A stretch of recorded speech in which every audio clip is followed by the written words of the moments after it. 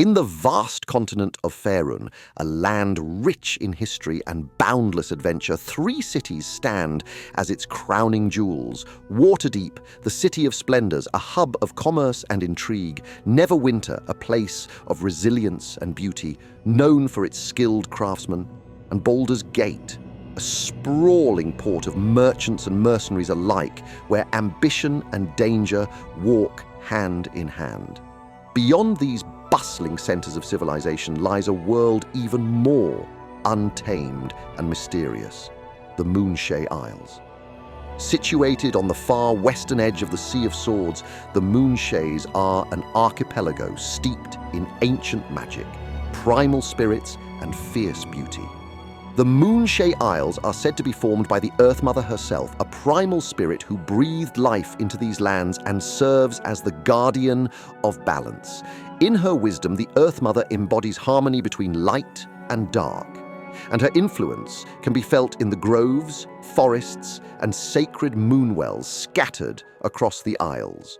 To the people of the Moonshaes, she is both creator and protector, honored by Fae, humans, elves, and dwarves alike.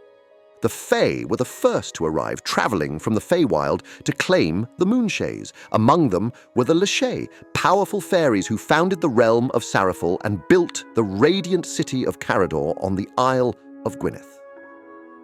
Thousands of years later, the Luer elves arrived, their journey to Evermeet interrupted by a terrible storm. The Lishae welcomed them, and the elves established their new home, Sinoria, high in the peaks overlooking Murloc Vale. Around 1,300 years ago, the first humans, known as the Folk, landed on these shores from Tether. They spread across the islands, establishing their first realm, Corwell, on Gwyneth. Though initial conflicts arose between the Efolk and the Luer, both came to revere the Earth Mother, fostering a peace that endures to this day. The Moonshaes have seen the rise and fall of many rulers, beginning with Cymric Hugh, the first High King, who unified the Isles after vanquishing the beast Khazgoroth. Though his reign was brief, his legacy persisted. Later, Prince Tristan Kendrick of Corwell was anointed High King by the Earth Mother herself, after defeating a corrupted Khazgoroth once more. His daughter, Alicia, would go on to become the first High Queen, and today their descendant, High King Derrid Kendrick, rules over the Moonshaes, though his realm is beset by countless threats. Beneath the surface lies the Deep Shaes, a network of caverns and tunnels that connects the islands. Once a vital thoroughfare for dwarves and fae alike, these tunnels have largely been abandoned, overtaken by the dangers lurking in the Underdark. The enigmatic Flamstead's Isle holds its own dark history. Named for the wizard who once dwelled there, it was devastated by a magical disaster of his own making, turning much of the land into a desolate wasteland. Flamstead himself withdrew to his tower beneath the waves, now a sanctuary sealed away from the world above. On the Isle of Gwyneth, High Lady Ordulf, Queen of the Fey realm Saraful, reclaimed the land, displacing the humans to restore ancient Fey sites.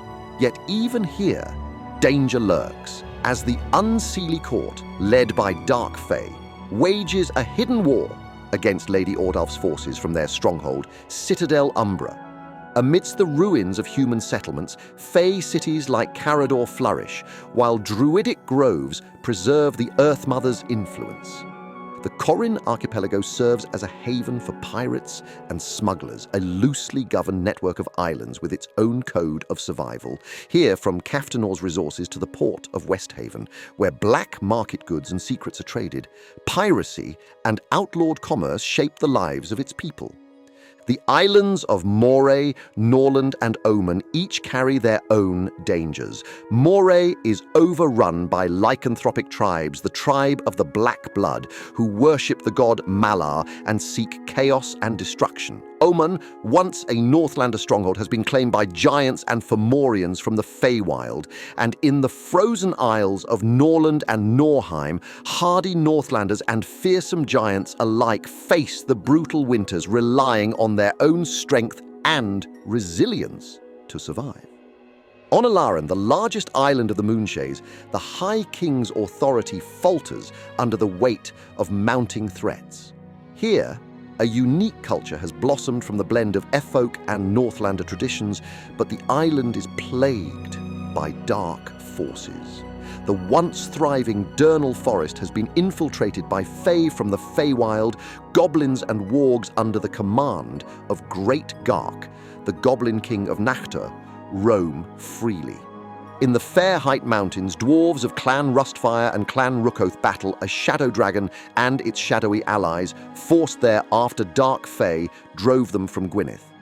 Meanwhile, in Kithis, a city on Alaron's southern tip, Amnian mercenaries bribed by the Viceroy of Westphal now control the city, leaving its citizens divided between fleeing or pledging allegiance to Amn. In Caer Calidir, Alaron's capital and the seat of High King Derid Kendrick, the challenges grow. Morale is low after a series of blows to House Kendrick, the kidnapping of Derid's youngest son, Owarin, by the Amnian Viceroy of Westphal, rebellions among the Northlanders, and the loss of Gwynedd to Lady Ordalf. To restore order, Derid has turned his attention to driving the Dark Fae out of Durnal Forest, while his eldest daughter, Tarelyn, serves as an ambassador in Lady Ordalf's court, hoping to secure a truce. Among these troubled lands lies Llewellyn, a small coastal town on the eastern shore of Alaron, within the Kingdom of Calidir. Located along the High King's Road in southern Calidir, in the county of Sturgewick, Llewellyn sits on the western coast, with the Strait of Alaron to the south, cradling the calm waters of Llewellyn Harbour within Breganshire. Despite its relative quiet, Llewellyn, like many towns on Alaron, faces new-found dangers. High King Derid Kendrick has recalled his troops to protect Caer Calidir, leaving many surrounding villages defenseless. In the absence of the High King's soldiers, local militias have stepped in, rallying to protect their homes against encroaching threats. Villagers now stand vigilant, organizing their own defense against the Dark Fae, roving bandits, and other forces that would prey on their vulnerable lands. Against this backdrop, Llewellyn will serve as the starting point for your journey, a place where quiet resilience meets the rising tension of a kingdom under siege. From these mist-laden shores and rugged cliffs, your adventure into the heart of the Moonshae Isles begins, guided by the enduring power of the Earth Mother and the resolve of those who call this land home. Despite these dangers, the people of the Moonshae Isles endure. Shadows rise from the Shadowfell, lycanthropic tribes plot in secret, and giants loom in the north, but the Earth Mother's influence remains a source of strength. Even as factions clash and ancient enemies stir, the inhabitants of the Moonshaes are bound by a shared resilience and a devotion to their homeland, determined to protect the delicate balance of light and darkness that defines these storied isles.